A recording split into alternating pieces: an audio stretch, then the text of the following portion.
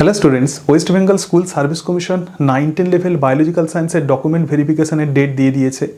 যেহেতু ডকুমেন্ট ভেরিফিকেশনের ডেট দিয়ে দিয়েছে, সুতরাং আমরা ধরেই নিতে পারি যে ইন্টারভিউ হয়তো খুব শীঘ্রই শুরু হবে। তো আজকের ভিডিওতে আমি তোমাদের সঙ্গে আলোচনা করব ইন্টারভিউয়ের প্রিপারেশান কিভাবে নেবে, এর সাথে সাথে তোমরা ডেমো ক্লাসের কিভাবে প্রিপারেশান নেবে সেই সম্পর্কেই মেনলি আলোচনা করব। তবে তার আগে একটু ডকুমেন্ট ভেরিফিকেশান সম্পর্কে বলে দিই যে কোন কোন ডকুমেন্টসগুলো তোমাদেরকে অবশ্যই নিয়ে যেতে হবে। দেখো, প্রত্যেকেই তোমরা হয়তো এই সম্পর্কে সচেতন, বা তোমরা যারা এই ডকুমেন্ট ভেরিফিকেশানে যাচ্ছ তোমরা অলরেডি জেনে গেছো, কিন্তু তবুও আমি এই বিষয়গুলো একটু তোমাদের সঙ্গে আলোচনা করে নিচ্ছি। দেখো, ডকুমেন্ট ভেরিফিকেশানে যে সমস্ত এখানে যেটা আছে, তো সেটা হচ্ছে পার্টিকুলার্স, মানে কোন কোন জিনিসগুলো লাগবে, এবং এই জায়গাতে যেটা আছে সেটা হচ্ছে documents or testimonials or certificate to carry. তো এই যে সার্টিফিকেট যেগুলো নিয়ে যেতে হবে সেটা হচ্ছে original as well as one complete set of self attested photocopy. ঠিক আছে, তার মানে অরিজিনাল যেমন নিয়ে যেতে হবে, তার সঙ্গে সঙ্গে সেলফ অ্যাটেস্টেড ফটোকপি নিয়ে যেতে হবে। তো প্রথম যেটা আছে অ্যাপ্লিকেশান আইডি এবং রোল নাম্বার, মানে এমন একটা ডকুমেন্ট তোমাকে দেখাতে হবে যেখানে অ্যাপ্লিকেশান আইডি থাকবে এবং তার সঙ্গে সঙ্গে রোল নাম্বার।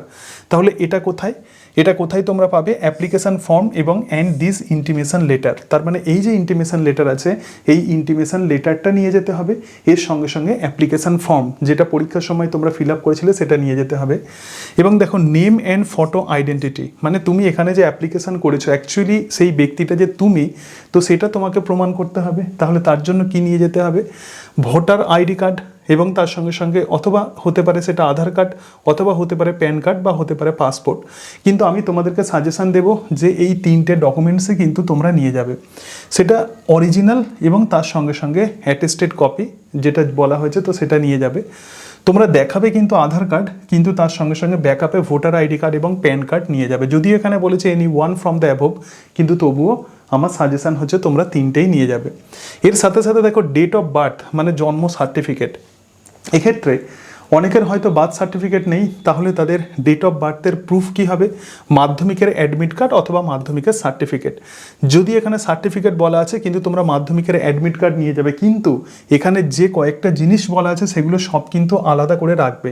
যেগুলো অরিজিনাল তার জন্য একটা ফাইল করবে, যেমন অ্যাপ্লিকেশান ফর্ম এবং তার সঙ্গে সঙ্গে ইন্টিমেশন লেটার, এর সাথে সাথে আধার কার্ড, তার সঙ্গে সঙ্গে মাধ্যমিকের অ্যাডমিট কার্ড, যেগুলো তুমি অ্যাকচুয়ালি শো করবে সেগুলো রাখবে।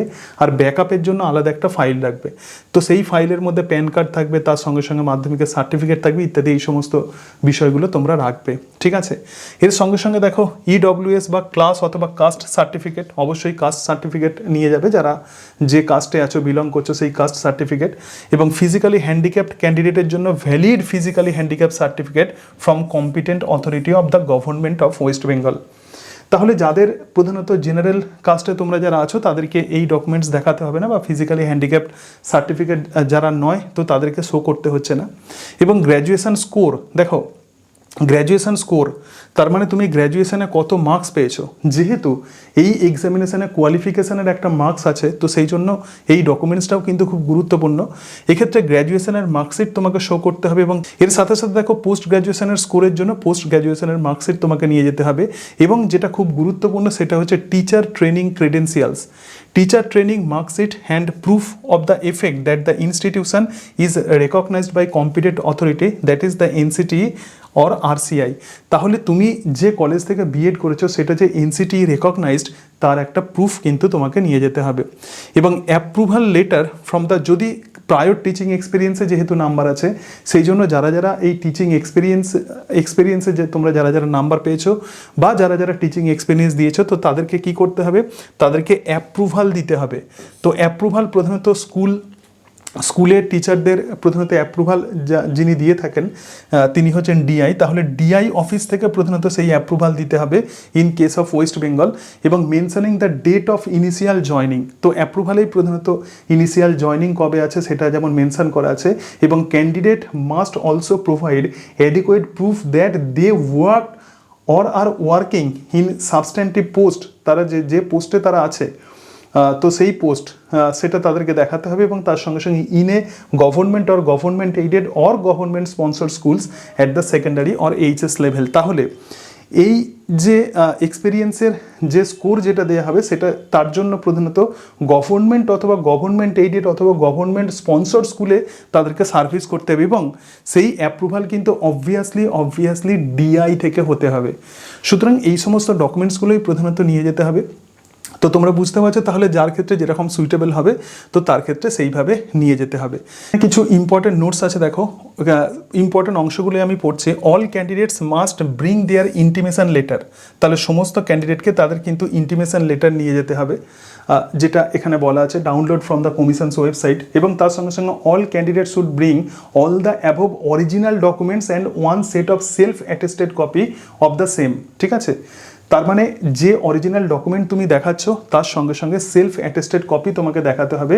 Both side photocopy of the marksheet of graduation or post graduation which ever applicable. Graduation এবং পোস্ট গ্র্যাজুয়েশনের কিন্তু দুটো সাইডের মার্কশিটে কিন্তু তোমাকে জেরক্স দেখাতে হবে।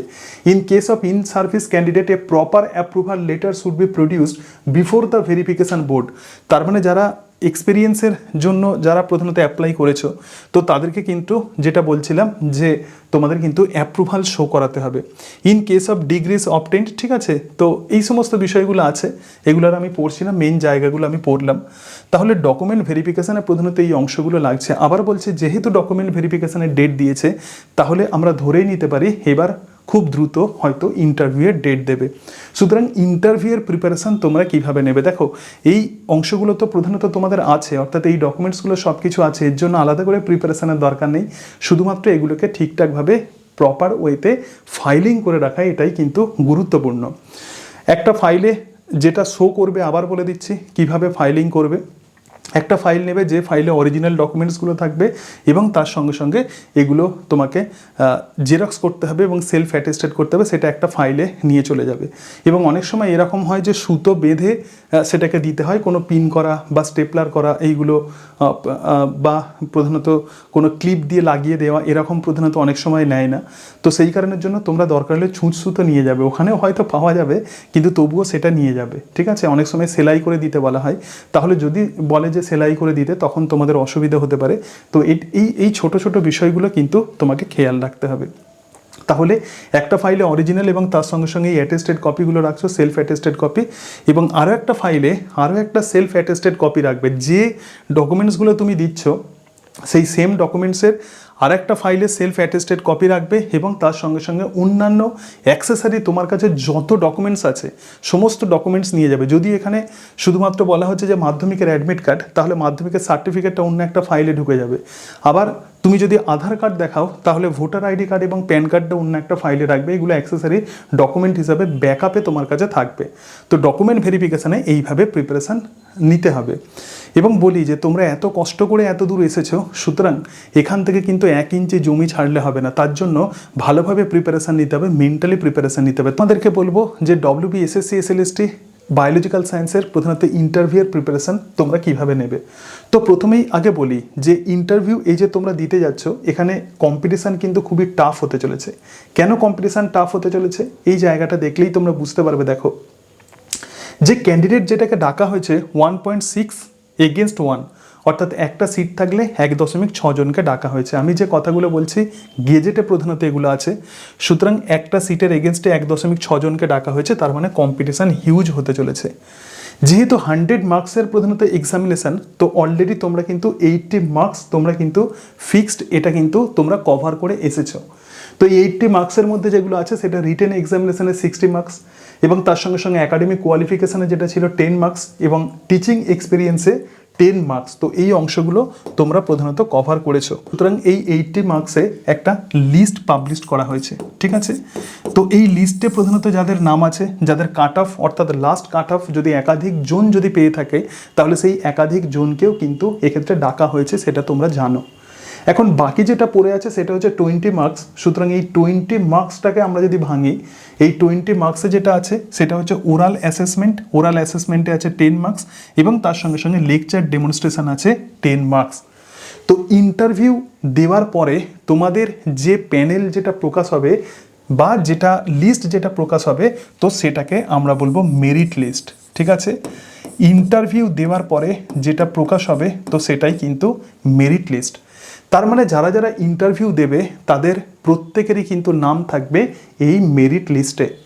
এবার এই যে মেরিট লিস্ট আছে, এই মেরিট লিস্টকে দুটো ভাগে ভাগ করা হবে। একটা হচ্ছে প্যানেল। তো প্যানেল মানে কি, এক্ষেত্রে প্যানেলে যাদের নাম থাকবে 100% কিন্তু তারা জয়েন করবে। এবং আরও একটা লিস্ট যেটা থাকবে সেটা হচ্ছে ওয়েটিং লিস্ট। আর একটা লিস্ট কি থাকবে, আর একটা লিস্ট থাকবে ওয়েটিং লিস্ট।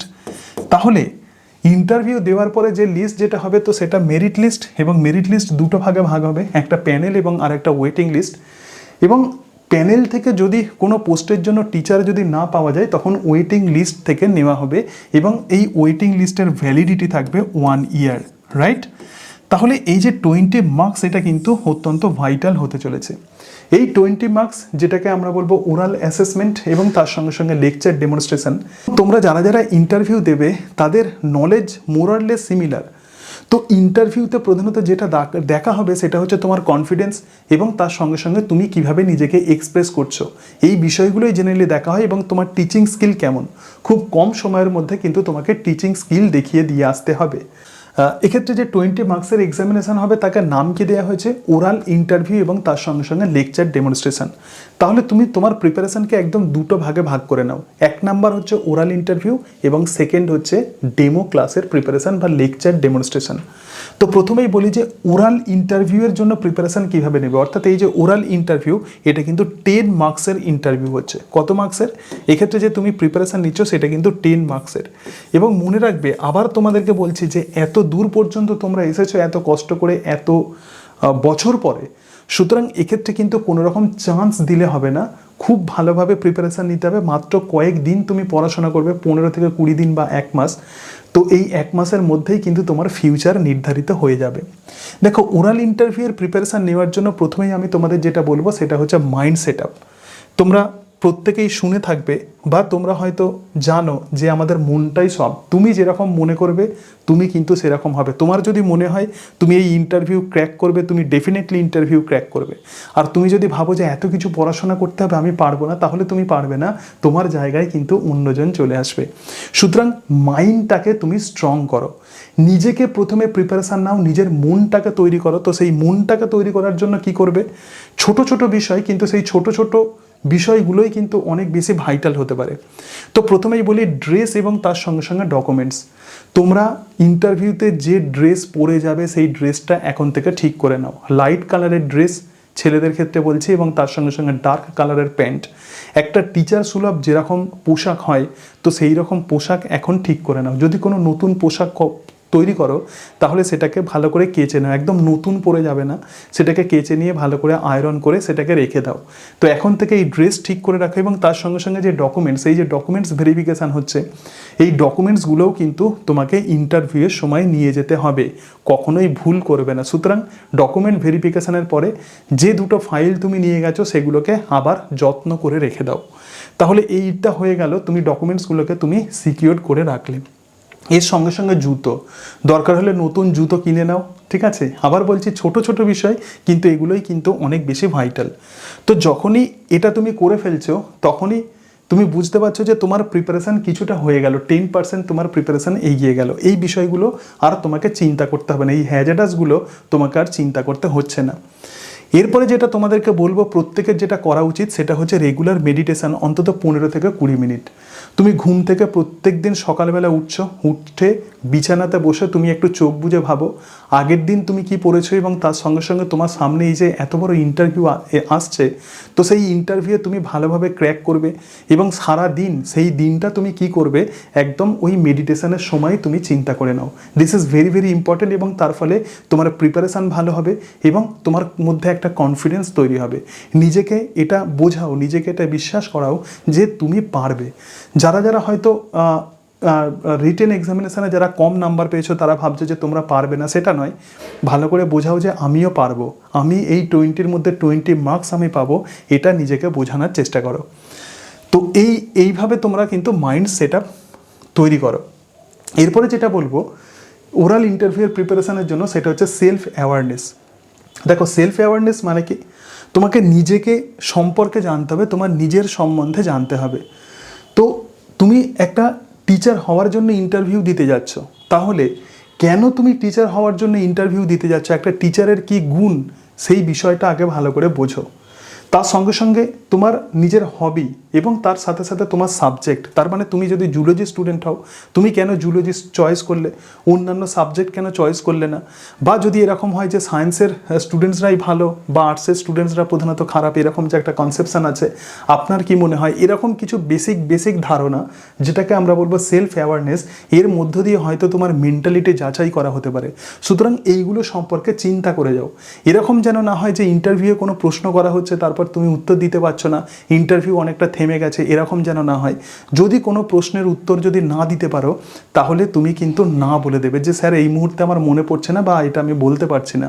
কখনোই ইন্টারভিউ কিন্তু থামিয়ে দিলে হবে না, অর্থাৎ ইন্টারভিউতে কোনো রকম গ্যাপ রাখলে হবে না, কোনো স্টপ রাখলে হবে না, এবং সেই কাজটা কিন্তু তোমাকেই করতে হবে। যারা ইন্টারভিউ নেবেন তারা তোমাকে বোঝার চেষ্টা করবেন, বিভিন্ন রকম সিচুয়েশনে ফেলে তারা তোমাকে অ্যানালাইসিস করার চেষ্টা করবেন।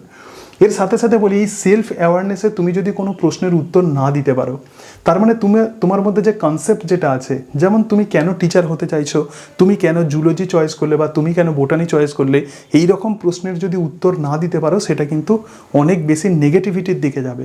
তো এই বিষয়গুলো কিন্তু একটু ভেবে রাখো। যেগুলো কনসেপ্ট থেকে উত্তর দিতে হয়, যদি কোনো ইনফরমেশান তুমি যদি বলতে না পারো, সেটা কিন্তু মার্সই করা যায়, কিন্তু কনসেপ্ট থেকে, তোমার মাইন্ড থেকে যে উত্তরগুলো দিতে হয়, যে প্রশ্নের মধ্য দিয়ে তোমার নিজস্বতা যেখানে রিফ্লেক্টেড হয়, তো সেই প্রশ্নের উত্তরগুলো তুমি যদি দিতে না পারো, সেটা কিন্তু অনেক বেশি নেগেটিভ হয়ে যাবে। এখানে তুমি যদি বলো যে আমি জানি না, সেটা কিন্তু ক্ষমার অযোগ্য হয়ে যাবে। তো সেই হিসাবে আমি বলছি যে এগুলো একটু কিন্তু চিন্তা করে নাও। এর সাথে সাথে দেখো, নিজের দেশ সম্পর্কে জানো, নিজের রাজ্য সম্পর্কে জানো, নিজের ডিস্ট্রিক্ট সম্পর্কে জানো, তুমি যে ব্লক এ আছো সেই ব্লক সম্পর্কে জানো, তুমি যে গ্রামেতে আছো সেই গ্রাম সম্পর্কে ভালো করে জানো, সেখানকার বিখ্যাত ব্যক্তিত্ব কী কী জিনিস সেখানে বিখ্যাত সেগুলো সম্পর্কে জানো। তুমি যদি কোনো মিউনিসিপ্যালিটি এরিয়াতে থাকো, সেটা সম্পর্কেও কিন্তু ডিটেলসে জেনে রাখো। তো এটাই কিন্তু সেলফ অ্যাওয়ারনেস। তো এগুলো যখন জানছো, তখনই কিন্তু তোমার মধ্যে একটা কনফিডেন্স তৈরি হচ্ছে। দেখবে যে এগুলো তুমি যদি জেনে যাও, তোমার মধ্যে কনফিডেন্স অটোমেটিক্যালি 70% তৈরি হয়ে যাবে। এর সাথে সাথে ভারতবর্ষের কনস্টিটিউশন এবং মিনিস্ট্রি, এখন তোমরা জানো যে মন্ত্রিসভা চেঞ্জ হয়েছে, তাহলে বিভিন্ন দপ্তরে কোন কোন মন্ত্রী আছে একটু নামগুলো জেনে রাখবে। এর সাথে সাথে আমাদের যে লোকসভা আছে, বিধানসভা আছে, কতগুলো সিট আছে ইত্যাদি, এই সমস্ত বিষয়গুলো এবং কারেন্ট অ্যাফেয়ার্স জেনে নাও। তো এটাকেই আমরা বলবো সেলফ অ্যাওয়ারনেস। হচ্ছে টিচার নলেজ। তুমি যেহেতু একজন শিক্ষক হতে চাইছো, তাহলে একজন শিক্ষকের কি নলেজ আমরা এক্সপেক্ট করতে পারি, তো সেই বিষয়গুলোও কিন্তু একটু পড়ে রাখতে হবে। এগুলো বিএডের বই থেকে তোমরা পেয়ে যাবে। যেমন ক্লাসরুম ম্যানেজমেন্ট, একজন টিচার ক্লাসে বিভিন্ন রকমের সিচুয়েশনের মধ্যে পড়তে পারেন। হয়তো তিনি পড়াচ্ছেন কিন্তু স্টুডেন্টসরা কথা বলছে, হাসাহাসি করছে নিজেদের মধ্যে, সেক্ষেত্রে তিনি কি করবেন? কেউ হয়তো প্রতিদিন টিফিনে চলে যায়, তাহলে সেক্ষেত্রে কিভাবে আমরা সেটাকে ম্যানেজ করব? তো একেই আমরা বলবো ক্লাসরুম ম্যানেজমেন্ট। এবং তার সঙ্গে সঙ্গে স্কুল ডিসিপ্লিন, একটা স্কুলের ডিসিপ্লিন কিভাবে ঠিক রাখা যায়। এবং দেখো, ন্যাশনাল সং এবং ন্যাশনাল অ্যানথেমের মধ্যে পার্থক্য। এই যে এখন বন্দে মাতারাম সঙ্গীত গাওয়া হচ্ছে, সুতরাং এই বন্দে মাতারামের একদম হিস্ট্রি, জিওগ্রাফি যা কিছু আছে, তো সেগুলো সম্পর্কে জেনে রাখো। ন্যাশনাল সং বা জাতীয় সঙ্গীত, জাতীয় স্তোত্র কোনগুলো, এগুলো একদম ভালোভাবে জানো। এবং তার সঙ্গে সঙ্গে প্রার্থনা সভা, তোমরা জানো যে স্কুলেতে প্রার্থনা সভাকে অনেক বেশি গুরুত্ব দেওয়া হয়েছে, তাহলে প্রার্থনা সভার গুরুত্ব কোথায় এবং এই প্রার্থনা সভার মধ্য দিয়ে কিভাবে টিচার স্টুডেন্টসের কাছে পৌঁছতে পারেন, হেডমাস্টার কিভাবে স্টুডেন্টসদের কাছে পৌঁছতে পারেন, বা প্রার্থনা সভার গুরুত্ব কতটা প্রাসঙ্গিক, এই সম্পর্কেও একটু ভেবে রাখবে। এবং মিড ডে মিল স্কিম, তো মিড ডে মিল স্কিম কীভাবে চেঞ্জ করা হচ্ছে, তো সেগুলো সম্পর্কে একদম কারেন্ট নলেজ নিয়ে রাখবে। এবং ওয়েস্ট বেঙ্গল গভর্নমেন্টের যে বিভিন্ন স্কিম আছে, কন্যাশ্রী প্রকল্প, সবুজ সাথী, তার সঙ্গে সঙ্গে তরুণের স্বপ্ন, এগুলো সম্পর্কেও কিন্তু আইডিয়া নিয়ে রাখবে। এবং এর সাথে সাথে বলবো যে স্কুলগুলোকে আরও ভালোভাবে তার ইনফ্রাস্ট্রাকচার ডেভেলপমেন্ট করার জন্য গভর্নমেন্ট থেকে বিভিন্ন রকমের ব্যবস্থা নেওয়া হচ্ছে।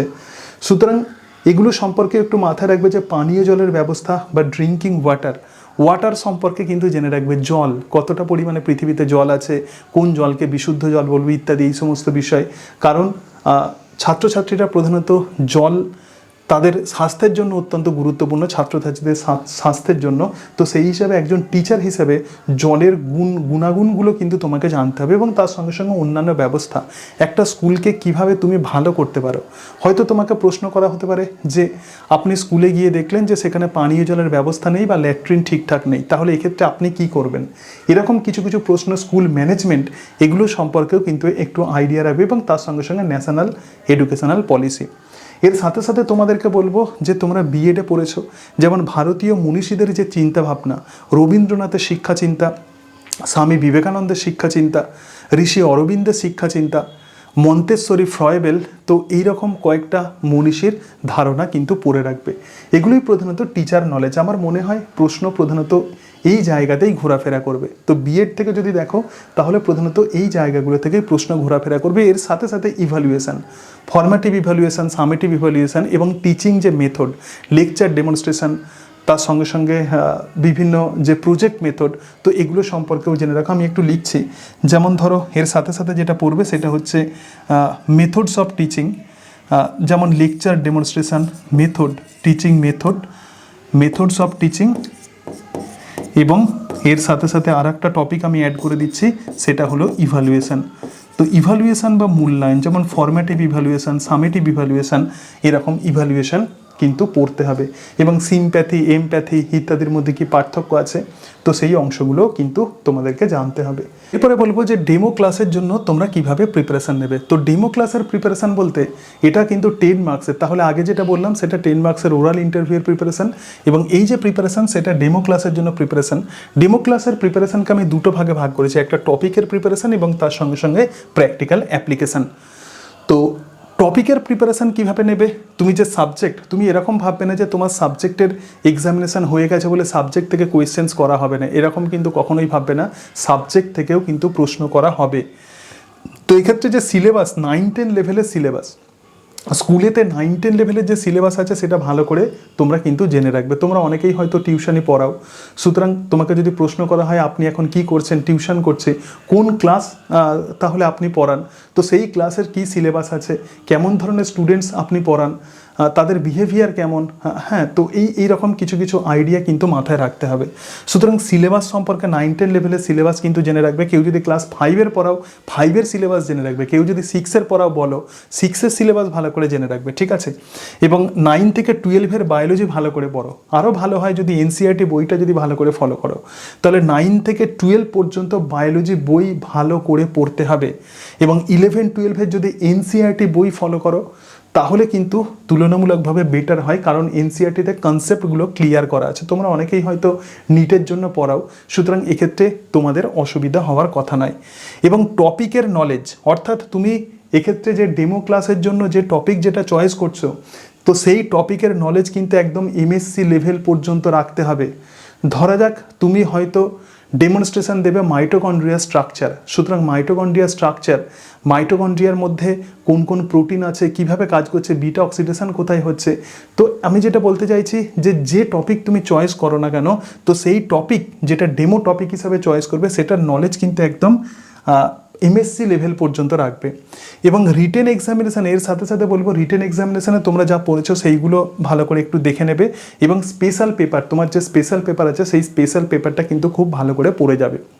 তো এগুলোই হচ্ছে প্রধানত টপিকের প্রিপারেশান। অ্যাপারেন্টলি তোমার মনে হতে পারে যে স্যার এত কিছু পড়বো, কখন পড়বো, কীভাবে পড়বো, আপনি সাজেশান করে দিন। দেখো, ইন্টারভিউতে কিন্তু সাজেশান বলে কিছু হয় না। এই অংশগুলো তোমাকে পড়তেই হবে এবং পড়ার কোনো বিকল্প নেই। তুমি যদি ভালো করে পড়ে যাও তোমার ইন্টারভিউ কিন্তু ভালো হতে বাধ্য। এবং যেহেতু এটা একটা লাইফ চেঞ্জিং ইন্টারভিউ হতে যাচ্ছে, সুতরাং এক্ষেত্রে কোনো রকম অজুহাত চলবে না, তোমাকে পড়তেই হবে, পড়তেই হবে। ক্লিয়ার? যেগুলো বলছি এগুলো কিন্তু তোমাকে অবশ্যই পড়ে যেতে হবে। এর বাইরে আমার মনে হয় ইন্টারভিউয়ের প্রিপারেশান আর কিছু হতে পারে না। স্যার, প্র্যাকটিক্যাল অ্যাপ্লিকেশান তোমরা কিভাবে করবে? দেখো, তুমি ডেমো টপিক হিসাবে যেটাই চয়েস করো না কেন, তো সেটাকে কিন্তু তোমরা স্ক্রিপ্ট তৈরি করে নেবে। স্ক্রিপ্ট তৈরি করা মানে কি, একটা খাতার পেজেতে লিখে নেবে যে কোনগুলো পরপর বলবে। এটা অত্যন্ত গুরুত্বপূর্ণ। একজন অভিনেতা যেরকমভাবে অভিনয় করার আগে স্ক্রিপ্ট পড়ে নেন, তো সেরকমভাবে তোমাকেও স্ক্রিপ্ট পড়ে নিয়ে আয়নার সামনে বারবার তোমাকে প্র্যাকটিস করতে হবে। 5 মিনিটের স্ক্রিপ্ট করবে এবং 5 মিনিটের মধ্যে নিজের সমস্ত স্কিল তোমাকে ফুটিয়ে তুলতে হবে। কী কী স্কিল তোমাকে দেখাতে হবে আমি একটু পরে আসছি। এবং তোমাদেরকে আমার সাজেশন যে 6টা টপিক তৈরি করো। 6টা টপিক বলতে এক্ষেত্রে 2টো বোটানির, 2টো জুলজির, 2টো ফিজিওলজির। কেন? এর রিজন আছে। ধরো যাক তুমি হয়তো জুলজির টিচার বা তুমি হয়তো জুলজিতে পড়েছো, তোমাকে বলা হলো যে আপনি বোটানির ওপর কোনো একটা টপিকের লেকচার ডেমনস্ট্রেশন দিন। দেখো, জেনারেলি তোমাকে বলা হতে পারে যে আপনি যে কোনো টপিকের ওপর একটা ডেমনস্ট্রেশন দিন, এটা তোমাকে বলা হতে পারে। 90% ক্ষেত্রে হয়তো সেটাই হবে। কিন্তু এরকম হতে পারে, বাই চান্স এটা হতে পারে যে তোমাকে হয়তো কোনো একটা টপিক মেনশান করে দিতে পারে। তো যেহেতু তুমি 9-10 লেভেলের তুমি যেহেতু পড়াশোনা করেছো বা যে কোনো টপিক আশা করি তোমরা পড়িয়ে দিতে পারবে, এক্ষেত্রে ভয়ের কোনো ব্যাপার নেই। কিন্তু তুমি যদি ধরো যাক তুমি জুলজি নিয়ে পড়াশোনা করেছো, বা তোমাকে বলা হলো যে আপনি বোটানির একটা টপিকের ওপর লেকচার দিন, তাহলে সেই জন্যই তোমাদেরকে বলছি যে 2টো বোটানির, 2টো জুলজির এবং 2টো ফিজিওলজির টপিক করে যাও। কেউ যদি বোটানি স্টুডেন্টস হয় তখন তাকে বলতে পারে আপনি জুলজির কোনো একটা টপিকের ওপর ডেমো দিন। কারণটা হচ্ছে এটাই যে স্কুল লেভেলে একজন টিচারকে এটা দেখা হয় না যে তিনি জুলজি পড়েছেন নাকি তিনি বোটানি পড়েছেন বা না তিনি ফিজিওলজি পড়েছেন। অ্যাকচুয়ালি তাকে কিন্তু সমস্ত সাবজেক্টই পড়াতে হয়।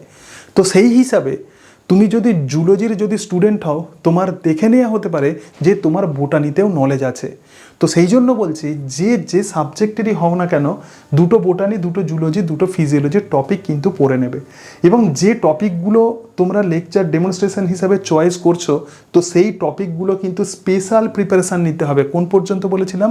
MSc লেভেল পর্যন্ত সেক্ষেত্রে নলেজ কিন্তু নিয়ে যেতে হবে।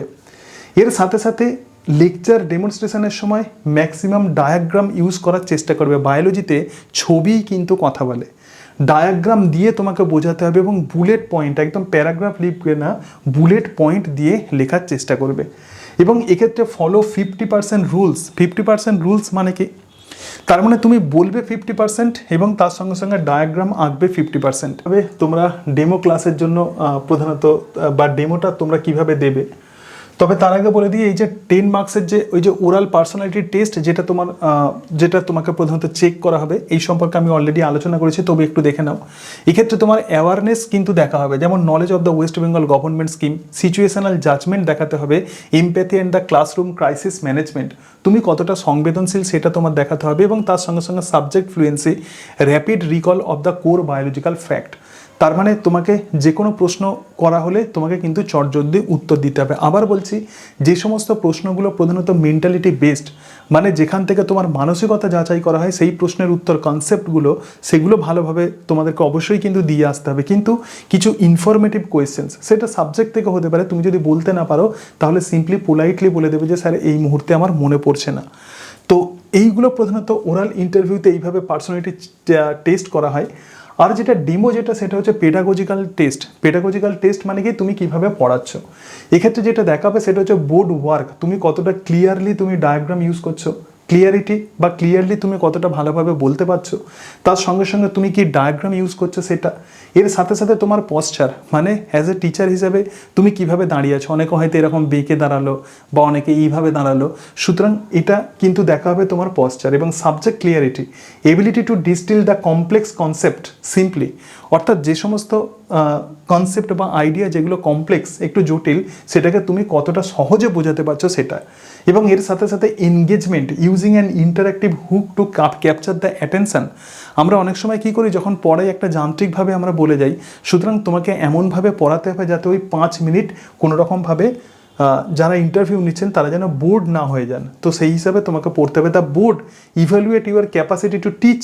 বোর্ড এক্ষেত্রে কী করবে, তোমার পড়ানোর ক্যাপাসিটি যেমন দেখবে, not your just capacity to remember, তোমার পড়ানোর ক্ষমতা কিন্তু এক্ষেত্রে দেখা হবে। ঠিক আছে, এরকম কিছু কিছু লেকচার ডেমনস্ট্রেশনের এখানে এক্সাম্পল দেওয়া হয়েছে। দেখো, যদি এটা হতে পারে, তোমরা মাইটোসিস সেল ডিভিশন চয়েস করতে পারো, অথবা মিওসিস কোষ বিভাজন তোমরা চয়েস করতে পারো, অথবা নিউক্লিক অ্যাসিড চয়েস করতে পারো। ঠিক আছে, মেটাবলিজম বা ক্যাটালিস্ট এনজাইম চয়েস করতে পারো। এরকম কিছু কিছু অংশ দেওয়া হয়েছে। যাই হোক, আমার যেটা বলার, তো সেটা হচ্ছে কিভাবে তোমরা লেকচার ডেমনস্ট্রেশন দেবে, অর্থাৎ 5 মিনিটের এই যে ডেমো তোমরা দেবে সেটা সেই প্রত্যেকটা মিনিট কিভাবে ব্যবহার করবে। একটা লেকচার ডেমনস্ট্রেশন দেবে, তো তার জন্য তোমার টেকনিক কি হবে, প্রত্যেকটা মিনিটকে তোমাকে কিন্তু কেয়ারফুলি ইউটিলাইজ করতে হবে, একদম ভালোভাবে তোমাকে ইউটিলাইজ করতে হবে। প্রথম মিনিট সেটা হচ্ছে the hook, do not start by writing the topic, প্রথমে এইভাবে টপিকে চলে যাবে না, একটা কিউরিয়াসিটি প্রথমেই তাদের মনের মধ্যে তৈরি করতে হবে।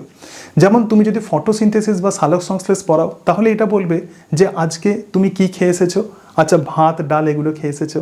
তো ভাত প্রধানত আমরা প্রত্যেকেই জানি যে কার্বোহাইড্রেট বা স্টার্চ, তাহলে আজকে আমরা আলোচনা করব যে সবুজ উদ্ভিদ কিভাবে কার্বোহাইড্রেট তৈরি করে। সুতরাং আজকের টপিক হলো সালোক সংশ্লেষ। এবার তুমি লেখো আজকের টপিক হলো সালোক সংশ্লেষ। এরপরে যে 2 থেকে 3 মিনিটের মধ্যে মেন জিনিসটা তোমাকে বোঝাতে হবে।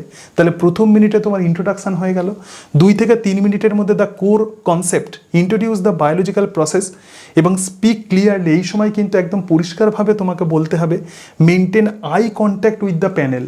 তার মানে কি, যখন তুমি এই 2 থেকে 3 মিনিট বলছো, যারা প্যানেলে যারা আছেন তো তাদের সঙ্গে তোমাকে কিন্তু চোখে চোখে কথা বলতে বা আই কন্ট্যাক্ট কিন্তু রাখতে হবে। কখনোই চোখ এরকম নিচু করে ফেলবে না, ঠিক আছে? কারণ চোখ নিচু করে কথা বলা মানে কনফিডেন্স, ল্যাক অফ কনফিডেন্স। তাহলে এক্ষেত্রে আই কন্ট্যাক্ট রাখতে হবে এবং ট্রিটিং দেম অ্যাজ স্টুডেন্টস, এই সময় তাদেরকে স্টুডেন্ট হিসেবে ট্রিট করতে হবে। এবং বোর্ড ইন্টিগ্রেশন 4 নম্বর যেটা আছে সেটা হচ্ছে বোর্ড ইন্টিগ্রেশন। 2 থেকে 3 মিনিট এটা বলছো বোর্ড ইউজ করে। দেখো, draw A rapid and the clear diagram. তুমি যে ডায়াগ্রাম আঁকবে সেটা আস্তে আস্তে নয়, ধীরে ধীরে নয়, তোমাকে খুব দ্রুততার সঙ্গে ডায়াগ্রাম আঁকতে হবে। যেমন তুমি যদি ফটোসিনথেসিস পড়ো, একটা সিম্পল লিফ আঁকতে পারো অথবা ক্লোরোপ্লাস্টের স্ট্রাকচার আঁকতে পারো। এর সাথে সাথে ডায়াগ্রামে কিন্তু বুলেট পয়েন্ট দিতে হবে, কি দেবে সেগুলো তোমাদের সাথে আমি আলোচনা করে দেখাচ্ছি আর কি। এরপরে 5 নাম্বার যেটা আছে মিনিট 5, দেখো the summary, conclude the lesson definitely and ask if there are any questions. একদম শেষে লাস্ট যে 5 মিনিট থাকবে হালকা করে সামারি বলে দিতে হবে এবং তার সঙ্গে সঙ্গে কোনো একটা কোয়েশ্চেন্স তুমি করতে পারো। এবং এক্ষেত্রে দেখো, scope your lesson aggressively, do not attempt to teach the photosynthesis in 5 minutes. এইভাবে করবে না। তুমি যে টপিক, তুমি যেটাকে চয়েস করছো সেটা যে শুধুমাত্র টোটাল টপিকটাকে চয়েস করবে না, অ্যাকচুয়ালি কোনো একটা টপিকের মধ্যে সাব টপিককে নেবে, মাইক্রো টপিককে নেবে। যেমন যদি ফটোসিনথেসিস পড়াও, এখানে বলা আছে যে লাইট রিয়াকশানকে নিচ্ছ। এবার দেখো কিভাবে বোর্ড ইউজ করবে, ঠিক আছে? একদম লেকচার ডেমনস্ট্রেশনের বোর্ড কিভাবে ইউজ করবে একটু দেখে নাও। প্রথমেই যেটা আছে সেটা হচ্ছে স্টান্স। স্টান্স মানে কি, কিভাবে একজন ব্যাটসম্যান যখন ব্যাট করেন তখন কি হন, তিনি স্টান্স নেন। তো এটাকে প্রথমে লেখা আছে, এটা হচ্ছে স্টান্স মানে stand at a 45 degree angle to the board, মানে এইভাবে বোর্ডেতে কিন্তু এইভাবে দাঁড়াতে হবে। দেখো কিভাবে দাঁড়িয়েছে, ঠিক আছে? একদম এইভাবে তোমাকে দাঁড়াতে হবে 45 ডিগ্রি অ্যাঙ্গেল। এবং তার সঙ্গে সঙ্গে দেখো এখানে যেটা বলছিলাম, the 50-50 rule, balance 50% of your time explaining verbally. তার মানে কি, তুমি মুখে যেটা বলছো সেটা 50% টাইম তুমি মুখে বলছো এবং তার সঙ্গে সঙ্গে 50% রাইটিং অর ড্রয়িং, মানে 50% টাইম তোমাকে রাইটিং অর ড্রয়িং করতে হবে। এর সাথে সাথে দেখো formatting, use the crisp bullet point. তুমি যখন বলছো এগুলো কিন্তু বুলেট পয়েন্টে তুমি লিখছো। এবং নেভার রাইট লং প্যারাগ্রাফ, একটা বড় প্যারাগ্রাফ লিখবে না, এক্ষেত্রে অনেকটা সময় চলে যাবে।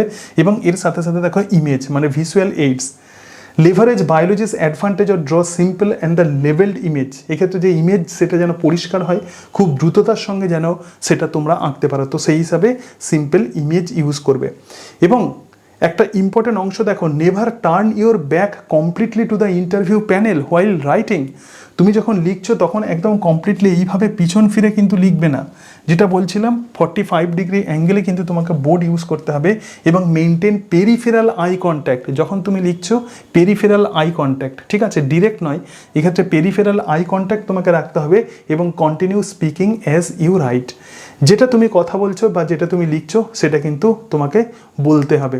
অর্থাৎ কখনোই এরকম করবে না যে লিখতে লিখতে থেমে যাবে না, কথা বলা কিন্তু তোমাকে চালিয়ে যেতেই হবে। একজন টিচারের যেটা মেন যেটা অ্যাসেট, তো সেটা হচ্ছে কথা বলা। সুতরাং এই কথা বলা কিন্তু তোমাকে অবশ্যই চালিয়ে যেতে হবে, ঠিক আছে? তো এই অংশগুলোই তোমাদের বললাম। এবার একটুখানি ওয়েস্ট বেঙ্গল স্কিম, কিছু কিছু ইম্পর্টেন্ট স্কিমগুলো একটু বলে দিই। যে স্কিমগুলো দেখো, প্রথমে যেটা আছে সেটা হচ্ছে পিএম পোষণ, মানে ফর্মালি এটাকে মিড ডে মিল স্কিম বলা হতো। এর অবজেক্টিভ কি? Provides the nutritional support to the students, drastically improving daily school attendance and addressing the malnutrition. আমি যেটা বলতে চাইছি যে এই স্কিমগুলোর গুরুত্ব কোথায়, তো সেগুলো কিন্তু একটু দেখে রাখতে হবে। এবং দেখো সবুজ সাথী, তোমাকে যদি বলা হয় যে সবুজ সাথীর গুরুত্বটা কোথায়, দেখো এক্ষেত্রে বাইসাইকেল ডিস্ট্রিবিউট করা হয় এবং সেই বাইসাইকেলে করে তারা প্রধানত ক্লাসে আসে। তো এটাই হচ্ছে এর ইউটিলিটি। যে বিষয় আমি আলোচনা করলাম, তো তার একটা সামারি দেখে নাও, দ্য 20 মার্ক উইনিং ফর্মুলা। অর্থাৎ এই যে 20 মার্কসের তোমরা যে এক্সামিনেশন দিতে যাচ্ছ, ওরাল ইন্টারভিউ এবং তার সঙ্গে সঙ্গে ডেমো ক্লাস, তো সেটাকে জিততে গেলে তোমাকে কি করতে হবে? প্রথম কথা, তোমার মধ্যে যে সিম্প্যাথেটিক অ্যাটিটিউড আছে সেটা দেখাতে হবে। কারণ তুমি স্কুলে স্টুডেন্টসদেরকে পড়াচ্ছ, একজন টিচারের যেটা অত্যন্ত গুরুত্বপূর্ণ সেটা হচ্ছে ছাত্রদের প্রতি তার সংবেদনশীলতা। তো তুমি যে মানসিকভাবে সংবেদনশীল, মেন্টালি তুমি যে সফট, এটা তাদেরকে প্রমাণ করে দিয়ে আসতে হবে। তুমি যে পোলাইট, এটা তাদেরকে প্রমাণ করে দিয়ে আসতে হবে। কোনো রকম আর্গুমেন্টে কিন্তু গেলে হবে না। এর সাথে সাথে তুমি যে সাবজেক্টেও দক্ষ সেটা তোমাকে দেখিয়ে দিয়ে আসতে হবে। ফিজিক্যালি তুমি যে ফিট, এবং কথা যেটা বলবে সেটা জোরে কথা বলবে, কারণ টিচার এত জোরে কথা বলবেন যেন লাস্ট বেঞ্চের স্টুডেন্টসও যেন শুনতে পায়। সুতরাং এইরকম কিছু কিছু বিষয় কিন্তু তোমাকে অবশ্যই মেনটেন করতে হবে। ইন্টারভিউতে শুধুমাত্র তোমার যে নলেজ দেখা হবে তাই নয়, তোমার পার্সোনালিটি চেক করা হবে। তো পার্সোনালিটি বলতে প্রধানত আমি এইগুলোকেই বোঝাতে চাইছি। তো এগুলোই প্রধানত তোমাদের অ্যাসেস করা হবে। দেখো প্রথমে যেটা বলি সেটা হচ্ছে subject mastery, crisp biology viva answers and a flawless 5 minute demo. তো তুমি যে সাবজেক্টে তুমি যে মাস্টার, তো সেটা প্রধানত তোমার এই ডেমোর ক্লাসের সাহায্যে কিন্তু তোমাকে দেখা হবে। তো সেই হিসাবে একদম 5 মিনিটের যে ডেমো ক্লাস যেটা হবে সেটা যেন খুব ভালো হয়, এটা মাথায় রাখবে। এবং তার সঙ্গে সঙ্গে দেখো এক্ষেত্রে system awareness, fluency in West Bengal social support scheme. তার মানে কি, এই যে বেসিক নলেজগুলো একজন টিচারের যেটা থাকা দরকার, বা একজন সাধারণ মানুষের যে বেসিক যে নলেজগুলো থাকে সেটা কিন্তু মাথায় রাখতে হবে। এবং তার সঙ্গে সঙ্গে দেখো এমপ্যাথি, মানে restorative classroom management without punitive measure. তার মানে কি, যেটা বলছিলাম যে সিম্প্যাথি, একজন স্টুডেন্টসকে সিম্প্যাথেটিক অ্যাটিটিউড দিয়ে তোমাকে ম্যানেজ করতে হবে, সংবেদনশীল আচরণ। হয়তো তোমাকে প্রশ্ন করা হতে পারে যে ছাত্ররা কথা বলছে, আপনি পড়াচ্ছেন, তো সেক্ষেত্রে আপনি কি করবেন? এবার তুমি যদি বলো যে আমি বাইরে বের করে দেবো তাকে, সেটা কিন্তু নেগেটিভিটির দিকে চলে যাবে। কোনো স্টুডেন্টসকে কিন্তু কখনোই ক্লাসের বাইরে বের করলে হবে না, তাহলে সেটা টিচারের ডিসক্রেডিট। তো এক্ষেত্রে তাহলে তিনি কি করবেন? এই যে বিষয়টা, যে সংবেদনশীলতার সঙ্গে স্টুডেন্টসের সাথে আমরা কিভাবে আচরণ করব, তো এটাও কিন্তু তোমার দেখা হতে পারে। তাহলে যেটা বলছিলাম যে ইন্টারভিউতে সফল হতে গেলে যেটা করতে হবে সেটা হচ্ছে নিজের অ্যাওয়ারনেস, সেলফ অ্যাওয়ারনেস, তার সঙ্গে সঙ্গে কি সাবজেক্ট মাস্টারি, এবং তার সাথে সাথে যেটা আছে সেটা হচ্ছে তোমার সংবেদনশীলতা। এবং সবশেষে বলি, confidence covers A multiple of the forgotten fact. তোমার যদি কনফিডেন্স থাকে তাহলে তুমি কোনো জিনিস যদি ভুলেও যাও তাহলেও কিন্তু সেটা কিন্তু মার্সি হয়ে যাবে। এবং if you do not know an answer, তুমি যদি কোনো আনসার যদি না জানো, panel in the eye and say sir or madam I can not recall this time at the moment. এই মুহূর্তে আমার এটা মনে পড়ছে না। এবং honesty is a pedagogical skill. মাথায় রাখবে, এই যে সততা, এটাও কিন্তু একটা অনেক বড় পেডাগজিক্যাল স্কিল। একজন টিচারের সততাটা কিন্তু খুব গুরুত্বপূর্ণ, বিশেষত তার সিম্প্যাথিটা অত্যন্ত গুরুত্বপূর্ণ। তাহলে আবার বলছি, যদি কোনো বিষয় যদি না জানো সেক্ষেত্রে ভয় পাবে না। হয়তো প্রথমেই কোনো একটা কোয়েশ্চেন্স করা হলো সাবজেক্ট থেকে, তুমি বলতে পারলে না, এক্ষেত্রে ইন্টারভিউ যেন খারাপ না হয়ে যায়, সেটাকে তুমি ভুলে যাও সেই মুহূর্তে। তুমি বলবে যে স্যার এই মুহূর্তে আমার মনে পড়ছে না। কিন্তু কনসেপচুয়াল যে সমস্ত প্রশ্নগুলো, যেখান থেকে তোমাকে যাচাই করা হবে, যেখানে কোনো রিকলের কোনো জায়গা নেই, যেখানে কনসেপশন তোমার দেখা হবে, তোমার সোসাইটি সম্পর্কে তোমার কি ধারণা, স্টুডেন্টসদেরকে তুমি কেমন ভালোবাসো, তো তার উত্তর কিন্তু তৈরি করে নিয়ে যাবে। এক্ষেত্রে কিন্তু আমি জানি না বললে হবে না, সেটা কিন্তু একদম নেগেটিভিটির দিকে চলে যাবে। তো সেই হিসাবে বলছি, কোনো ইনফরমেটিভ নলেজ তুমি যদি না জানো সেটা একটা ব্যাপার, কিন্তু কনসেপচুয়াল বিষয়টা বা যায় প্রশ্নের মধ্য দিয়ে যেগুলো জেনারেল কোয়েশ্চেন্স, যেমন তোমার হবি কী, বা তুমি কেন এটাকে হবি হিসাবে চয়েস করলে, বা তুমি কেন বায়োলজি সাবজেক্টটাকেই নিয়ে পড়লে। তো এরকম প্রশ্নের উত্তর তুমি যদি হাত নাও তখন ওই সময় এটা কিন্তু করলে হবে না। কিন্তু যেগুলো ইনফরমেটিভ কোয়েশ্চেন্স, যেগুলোকে মনে রাখতে হয়, মুখস্থ করে মনে রাখতে হয়, সেরকম প্রশ্নের উত্তর যদি ভুলে যাও, সেক্ষেত্রে সিম্পলি বলে দেবে যে স্যার এই মুহূর্তে আমার মনে পড়ছে না। তো এইরকম ছোট ছোট কিছু বিষয় মাথায় রাখবে এবং মনে রাখবে, যেটা বলছিলাম, কনফিডেন্স অত্যন্ত গুরুত্বপূর্ণ। নিজেকে বোঝাও যে আমি অবশ্যই এই এক্সামিনেশান ক্র্যাক করব, আমি অবশ্যই অ্যাসিস্ট্যান্ট টিচার হিসাবে স্কুলেতে জয়েন করব। এবং আবার বলছি, বারবার তোমাদেরকে বলছি, কনফিডেন্স অত্যন্ত গুরুত্বপূর্ণ। তোমার যদি কনফিডেন্স থাকে তাহলে কিন্তু অবশ্যই তুমি ইন্টারভিউ ক্র্যাক করতে পারবে। আজকে তাহলে এই পর্যন্তই। সকলে ভালো থেকো। তোমাদের প্রত্যেকের ঈশ্বরের কাছে সফলতা কামনা করি।